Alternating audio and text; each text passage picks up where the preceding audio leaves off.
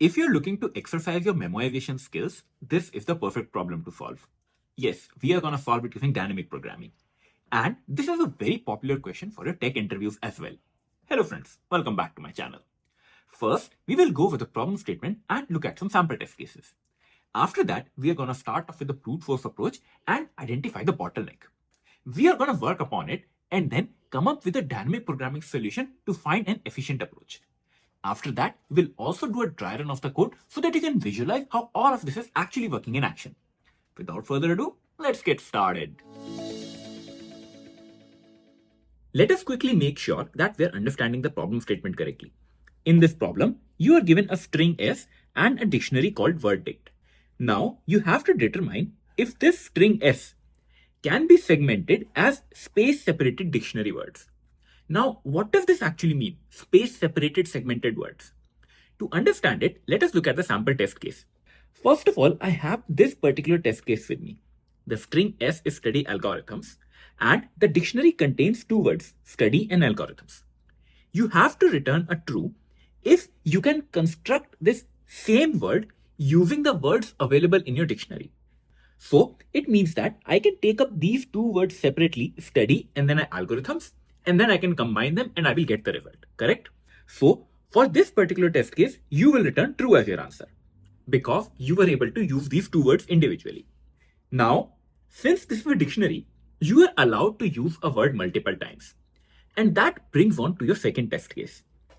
Over here, the string is apple, pen, apple. And the words available to me are apple and a pen.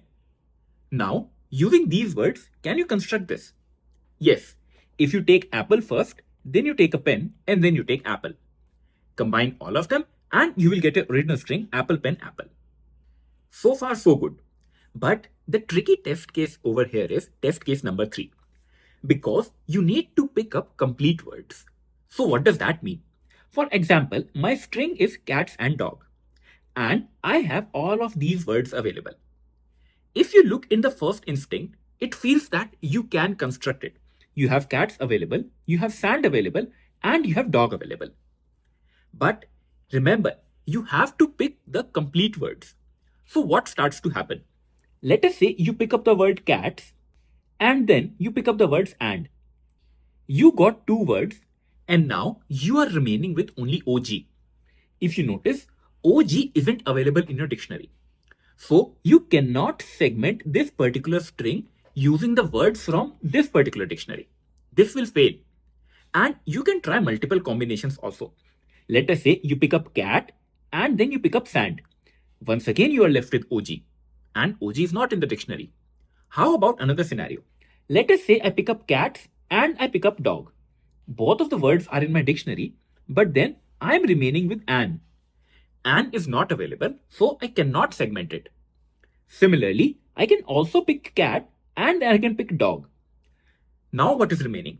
Now only san is remaining. Once again, san is not in the dictionary. So no matter what combination of words you use, you are unable to construct this original string. And that is why the answer to this test case will be false. Because it is not possible to segment this particular string. This problem actually does a very good job in explaining all of the test cases and defining some edge cases too. So, if you feel that you have understood the problem statement even better now, feel free to first try it out. Otherwise, let us dive into the solution. How can you approach this problem now? If you want to come up with a brute force solution, let us take up one of the sample test cases.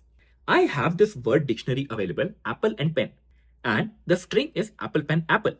One way to approach this problem will be that you take up the first string that is available in your dictionary. And now, try to segment all of the words that you can.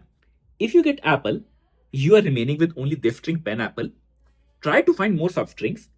Then, you remove this apple as well, and you're remaining with a pen. Move on to the next word available, and then you can try this process again. Try to find out the string available, and voila, you covered every character. So, you can return true as your answer, right? But what about a complex scenario? Let us take up this sample test case. Over here, my string is cats and dog. For a brute force solution, what will you do? You will start off with the first word, that is cat. You will try to find it. Okay, wonderful. Now you're left with and dog. You cannot find cat anywhere else, so you will look at the second string. Now you see dog, so you will try to find it in your string. You are now left with only an. This does not exist in your dictionary, so you can stop over here. You can say that, okay, when I started with cats, I did not find it. So what will you do next? In the next iteration, what you can do? You can start with the word dog. This time you will get dog, and then you are left with cats and. None of these words will match. You will only find cat. You found cat, and then you're still remaining with SAN. Similarly, if you continue this brute force approach, what will happen next? You are now gonna start with the word sand. When you take sand, you will find sand over here, and then you are left with this particular string. You iterate all the way and then find cat. You find the string, and then you're left with OG. Once you have made all of these traverses, you can be sure that you tried every combination and none of them worked. So you can return false as your answer. What do you think is the problem with this approach? You are wasting so many cycles just to find out these dictionary words in your original string. And this process will keep on repeating every time you have an iteration. For every iteration, you will try to look up the same words. You just want to figure out exhaustively that, hey, this is not possible. So if we can somehow memorize these results, if we can somehow store that, okay, this part of the string can be segmented, then we can stop over here and then continue ahead. So that paves the way for dynamic programming. At this point, you can be pretty sure of one thing. Somehow you have to memorize all of the results. So once again, let us take up this sample test case. And this time I am also taking a DP array. This DP array will store that at a particular position, if you are able to segment a string or not. So if the value is true over here, it simply means that at position 4, if my string is this much, then you can segment your string. If this value is false over here, it means that up till this position, I cannot segment my string. Once again, be sure of what you're trying to do. This DP array will tell you that at a particular position, can you segment the string? So if the value at 7 is true, it means that you are able to segment this particular string with the words in the dictionary available. So now, how do you go on populating this array? First of all, you need a starting point. If you notice, I have included an additional block over here in my array, that is 0. It simply means that if the string is completely empty, then also our answer will be true. Because you can choose not to pick any word in the dictionary, and then you will have your final result that is an empty string. And that is perfectly valid. So for the first position, I can simply write down a true over here, correct? Let us move on to the next position, and I have to fill up something over here.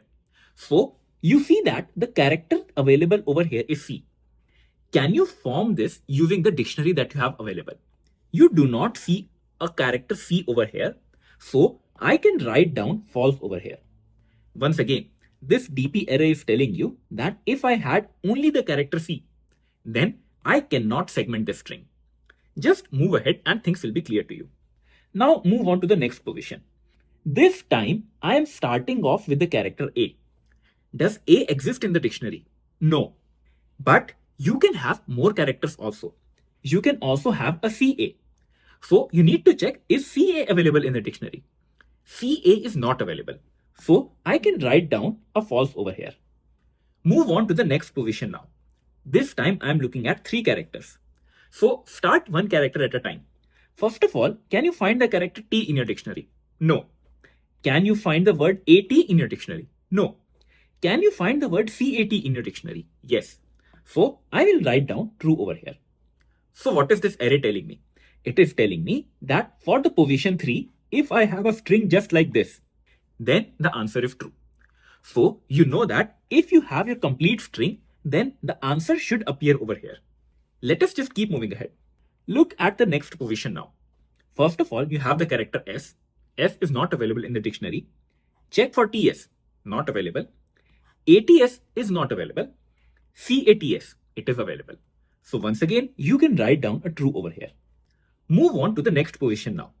And once again, start character by character. First of all, you have the character A.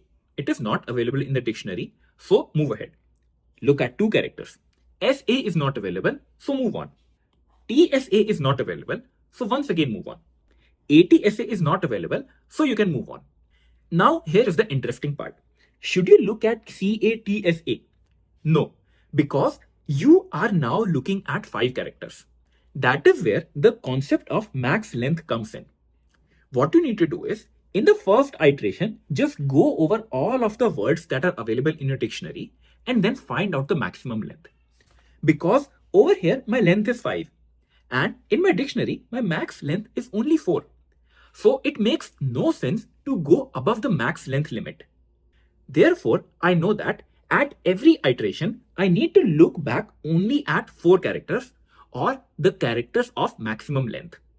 You looked at strings up to 4 characters, did not find them in the dictionary, so I can write down a false over here. Move on to the next position, and I will start. Can I find a N? No. Can I find AN? No. Can I find SAN? No. Can I find TSAN? No. I went up to a length of 4 and now I can stop. I did not find any character, so I can write down a false over here. Move on to the next position now. And this is where things will get very interesting. Can you find a D in the dictionary? No. Can you find ND? No. Can you find A and D? Yes. So, can you write down a true over here? But before writing down a true, you need to look back. You need to check what was the value at this particular location. Why? Because you found out that, okay, A and D is available in the dictionary, so you can segment it. But what about the rest of the string?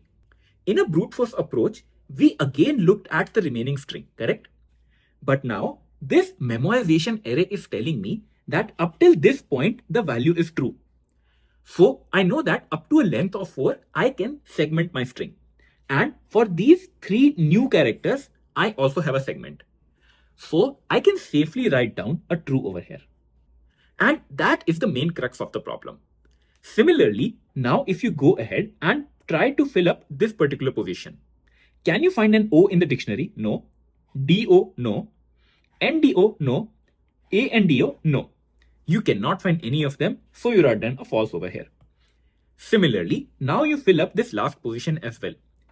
Can you find a G in the dictionary? No. Can you find an OG in the dictionary? No. Can you find a DOG in the dictionary? You will say that yes, I can find a DOG. But will you write down a true over here? For that, you will need to check what happens at this particular position. Because you segmented dog, that's fine. But what about the rest of the string? You will still need to segment these as well. And this DP array is storing that if the string length is up till n, can I segment it? No, it is not possible. So even if I can segment dog and find it in the dictionary, I cannot write down a true over here. That is not valid. However, you still need to go ahead and check for 4 characters also. So can you find NDOG? That is also not available in the dictionary. So at this point, I can say that I will write down a false over here. Now, if you want the final answer, just look at this last position in your array. That is false. So you can simply return false as your final answer. That is because this DP array is storing whether you can segment at each particular position. If your string had just been this, then what will you do? You will look at this last position and you can see that you found a true. So you can just return it and that was your answer. Based upon this approach, let us quickly do a dry run of the code. On the left side of your screen, you will have the complete code to implement this solution. And on the right, I have this sample test case that is passed in as an input parameter to the function word break. The first thing that we do is we convert our dictionary into a hash set because we want quicker lookups. And that is only going to take up a space of order of n. The next step over here is to find out the max length of the words in the dictionary. That will tell me how far back do I want to go. To do that, I just run a for loop over each word in the dictionary and I will update the value of max length. I find out the value of max length is 4. Moving on, I will then create a DP array that will store at each position if the string can be segmented or not. And to initialize this array, what do? I start off with the base case and set dp0 equals to true. Because if it is an empty string, I can still segment it. After this, we start a for loop and we literally do what we just discussed. We iterate over each character, and then for each character, we go back at most 4 spaces. That is determined by the max length. And if you are able to find a word in the dictionary, you are gonna go ahead and update the value in your array. So for C, you won't find anything. For A, you will not find anything. For T, you will find cat. So you are gonna write down true over here. All the other values will be false. Similarly, you will go on for every character and you are gonna keep on populating this array. At the very end, to get the answer, you simply return dp of n, because dp of n is gonna point at the very last element and that holds the answer for us. The time complexity of this particular solution is order of n squared because you have to iterate over each of the n characters, and for each character, you may have to go back at most n spaces when you are determining if the word is present in the dictionary or not. And the space complexity of this solution is order of n because you are taking up that extra space to store your DP array, and n is the number of characters that you have in your string. You can see how memoization really simplifies things for us. Whenever you encounter a problem statement and realize that you are solving the same problem again and again, notice that in this problem, if the string keeps on increasing, the solution will still be the same. You kind of get the idea, right? This is an optimal substructure property. And this is a clear indication that you have to apply dynamic programming, because you can store some of the previous results and then use them to compute your answer even further. So while going throughout the video, did you face any problems? Or can you come up with an even innovative solution? Tell me everything in the comment section below and I would love to discuss all of it with you.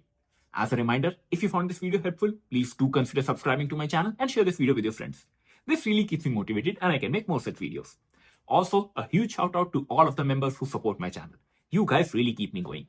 And as a member, you do get priority reply to your comments and early access to new videos as well. Stay tuned for my upcoming video. Until then, see ya.